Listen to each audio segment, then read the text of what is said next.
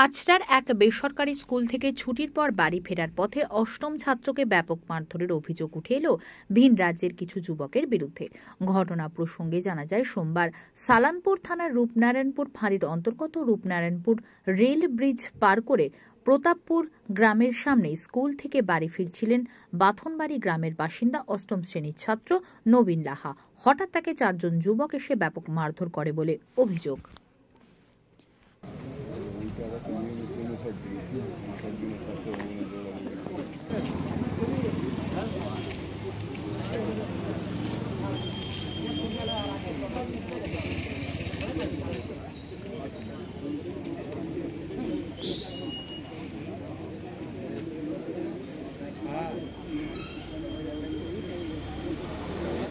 যখন আমি স্কুল থেকে বাড়ি ফিরি, আমার school New Holland Public School, ওখান থেকে যখন আমি বাড়ি ফিরছিলাম তখন রাস্তায় আমাকে 3টে লোক ছিল। ফার্স্টে ওরা ধরে আমার চোখে এসে মারছিল বেল্ট ফেল্ট দিয়ে।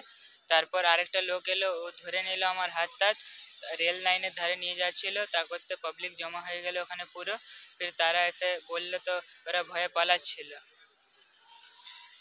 কেন তোমাকে মারধর করা হলো? তাদেরকে তুমি চেনো? না, আমি তাদেরকে চিনিনি।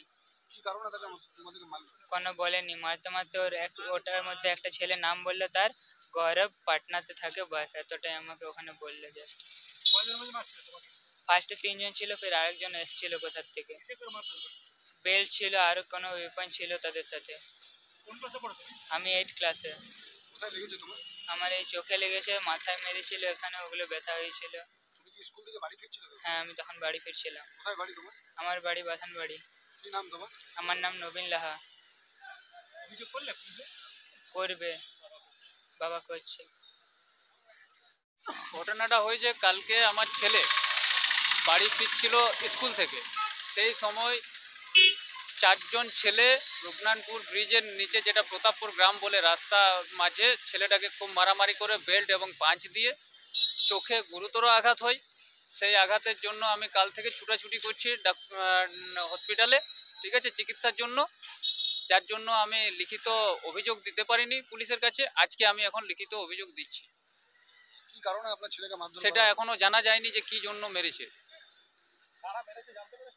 ছেলেগুলো এখন যে 2টো ছেলে, সেটা বাইরের ছেলে, তা পাটনা বিহার, যেটা শেখপুরা বলে কোনো জায়গা রয়েছে, সেখানকার ছেলে।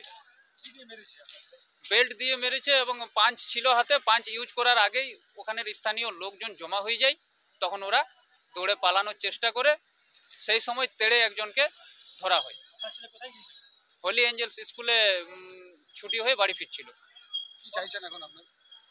দাবি আমাদের এটাই যে তার যথাযথ শাস্তি হোক, কারণ প্রাণে মারার একটা চেষ্টা হয়েছিল। যদি বাইরের থেকে ছেলে এসে এখানে এইভাবে করে, তাহলে ধরুন যে পরবর্তীকালে আজ আমার ছেলে হয়েছে, কাল আবার আপনার মেয়ে হতে পারে, আপনার ছেলে হতে পারে। আমার এটাই দাবি যে তাদের যথাযথ শাস্তি হোক, কঠোরতম কঠোর শাস্তি হোক। না, সেরকম কোনো শত্রুতা আমার ছেলের সাথে থাকবে বলে আমার মনে হয় না। হ্যাঁ, লিখিত অভিযোগ করছি। আমি এখন সালানপুরে যাচ্ছি, যেটা আমাদের ইনভেস্টিগেশন সেন্টার। কাঞ্চন লাহা।